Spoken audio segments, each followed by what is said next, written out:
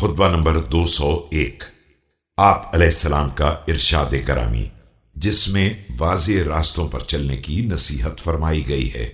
بسم اللہ الرحمن الرحیم۔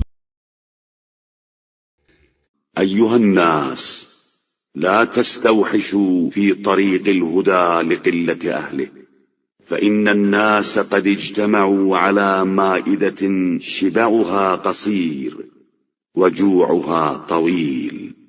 ایھا الناس، دیکھو ہدایت کے راستے پر چلنے والوں کی قلت کی بنا پر چلنے سے مت گھبراؤ کہ لوگوں نے ایک ایسے دسترخوان پر اجتماع کر لیا ہے جس میں سیر ہونے کی مدت بہت کم ہے اور بھوک کی مدت بہت طویل ہے۔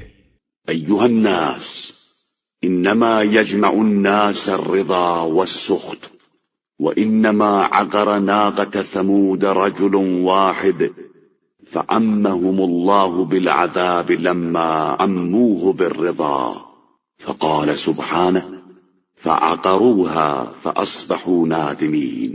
لوگو یاد رکھو کہ رضامندی اور ناراضگی ہی سارے انسانوں کو ایک نقطے پر جمع کر دیتی ہے۔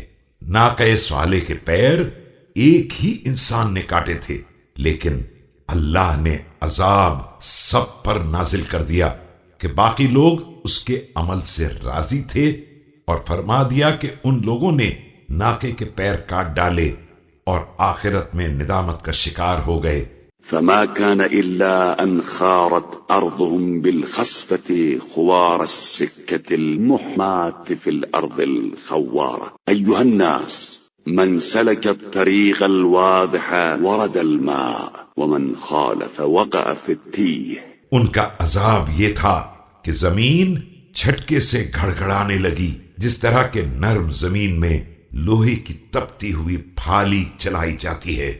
لوگو دیکھو، جو روشن راستے پر چلتا ہے وہ سرچشمے تک پہنچ جاتا ہے، اور جو اس کے خلاف کرتا ہے وہ گمراہی میں پڑ جاتا ہے۔